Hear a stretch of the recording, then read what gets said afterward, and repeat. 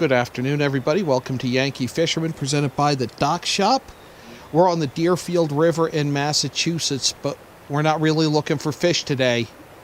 We're looking for eggs with the Deerfield River Watershed chapter of Trout Unlimited. We're pioneers here. This has never been done on this river. And so this is, we believe this is very important to come to understand what's going on in the river here. This is Deerfield River. Just upriver is the Fife Brook Dam, which is owned by Brookfield Power. And so they have a pending application for a license renewal with the FERC. And so we're participating in that effort along with Mass Fish and Game and U.S. Fish and Wildlife and other interested parties, and putting forth our agenda. And we're most interested in figuring out exactly what's going on in this river and what the operations are doing to the fish population. And so initially we had supported and participated in a request to FERC for a fish spawning study. FERC denied that request after Brookfield objected to it. And so just in the last month and a half, we came to the conclusion is that we needed to go ahead and do this study on our own. And so we're working with Mass Fish and Game and U.S. Fish and Wildlife to put together a protocol for this study. And so we've just started it this week, and it's going to last throughout the winter months into March. And we're going to be coming back on a regular basis and checking these reds. And then in March to figure out, like, what's the survival rate in these reds. 30 centimeters for depth. So we measure the deepest part of the red. Length. 136 centimeters for length. Which is that's a very good size red. Yeah, this is. Yeah. And this is right here where we were just finding the other ones. It's Yep. a bit. This is a busy area right Yes, here. it is. There's probably a good 20 reds right in this area here, which is very exceptional. Again, 4 centimeters. Fish on red, no. Eggs present. Well, let's find out. So now what we do is go to the back of the red, which is in the area where they will deposit the eggs, and so we scratch this out and then have this below to catch the eggs as we disturb this area. They will return to the red after you've done this? Yes. They've been back. They've come back since Monday.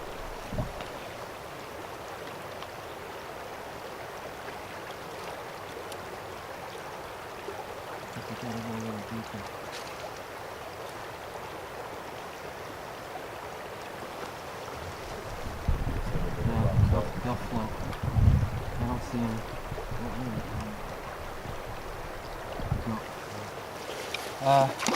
Try up in there and let me rinse this.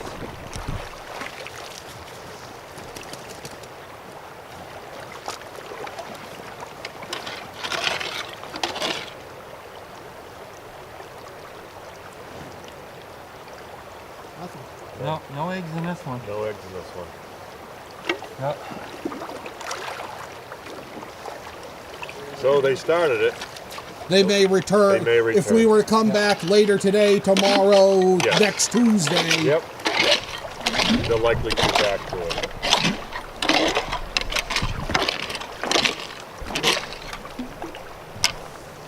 And you'll mark this even though you haven't found One eggs. One egg. See one? Yep. Oh, nice and fresh. I'll do it. Yeah, drop it in. I'll put it in with the same group.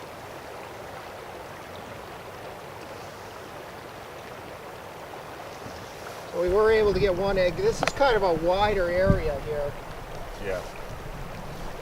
Perfect. Is there another one in there? I thought I saw it. Yep. See it float? Oh yeah. See it? I thought I Yep. saw it.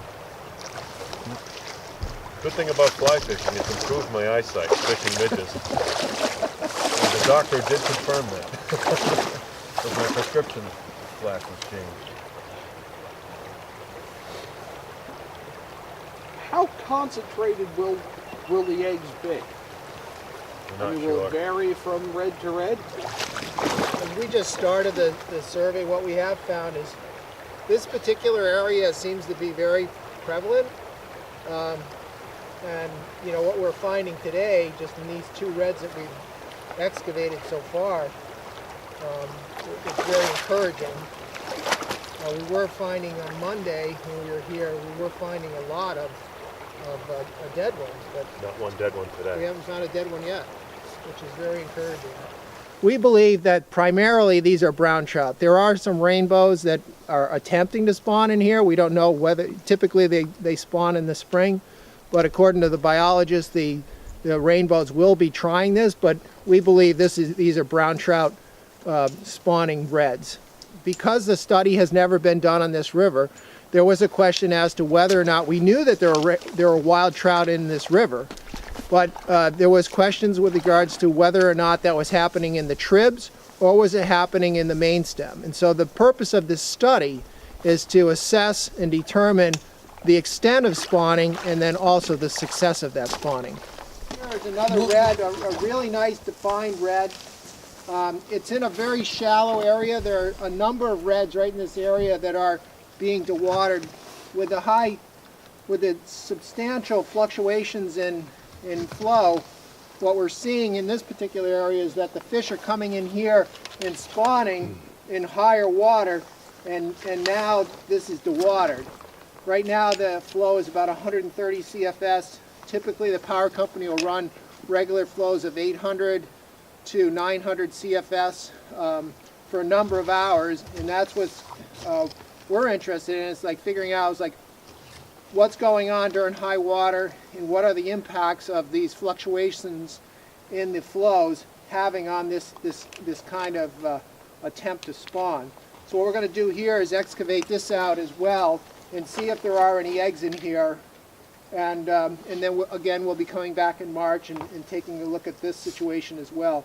But we don't really know, but we're speculating that, in fact, you know, this probably won't have any eggs, or if it does, there's going to be a lot of dead ones, and the survival rate on these, even if there are live ones now, is questionable. So that's what we're trying to figure out. That if this was fully watered, which the water level ordinarily, you know, not ordinarily, but during high flow would be about this height here.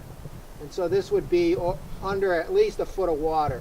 And so this is the area where the fish has come in, has laid the eggs in this area right here, and then we'll cover them up. They lay the egg to the back of the red. That's correct. Correct. The downstream side. Yes. That's right. To protect it from the flow. Well, hold on. I got one. There's one there, yep. There's an egg. So we actually do already have a live egg. Yeah. Push it into the net. It's kind of hard to. There's no flow. Just push it with your hand into the net. Oh, I see it. Hold on. Because there's no flow, it's kind of Right. difficult to get it into the net. Here we go. Whoop. And there's a bunch of eggs right there. Yep, you can see Oh them. yeah, right there. Look at that. So I think this is one that we won't do anything more. There's Yep. 4 eggs right there. Four right there, yes. So we're just going to leave this alone Yep. and Cover it up a cover little bit. this back up, because this Yeah. is a real good Yeah. comparison beautiful. area that we don't want to disturb anymore.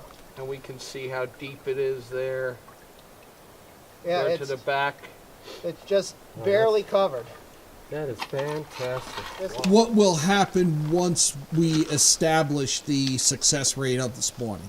Well, that will be information that we will share with FERC, and that may play into, as far as any type of license, as far as what we can do with regards to their operations to make this a better fishery, particularly in this area, which we're most concerned about in winter flows, because you're seeing a dewatered situation of a number of reds right in this area. And this is of significant concern because there's 1, 2, 3, 4, 5, 6, at least 7 or 8 reds right in this area where there's no flow and just at best a few inches of water. And so this is really significant that we found live eggs in this red, because this will be almost like a control comparing to the other red that we found where there was water of 10 inches or so. So that's an area of less concern because we do have a regular flow of water, but this we don't. And so it will be interesting to see in March, when we come back to this red, to see what was the success rate and were these eggs able to survive. And It's our Deerfield River Watershed Trout Unlimited. We're leading this effort. Mass Fish and Game fish biologist is involved in developing the protocols along with U.S. Fish and Wildlife. So their fish biologists have participated in developing the protocols along with our scientists, and so we're working together with them.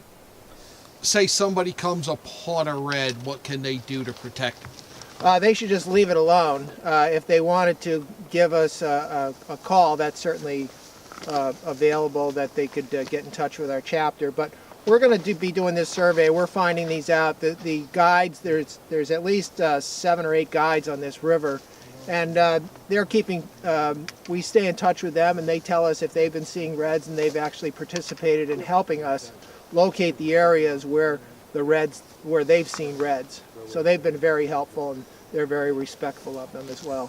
Now, most studies require some kind of a cash outlay. Is there a way to donate to this project if you need it? Yes, we definitely need donations for this project. Our budget is about $10,000, and so far we've raised about $6,000.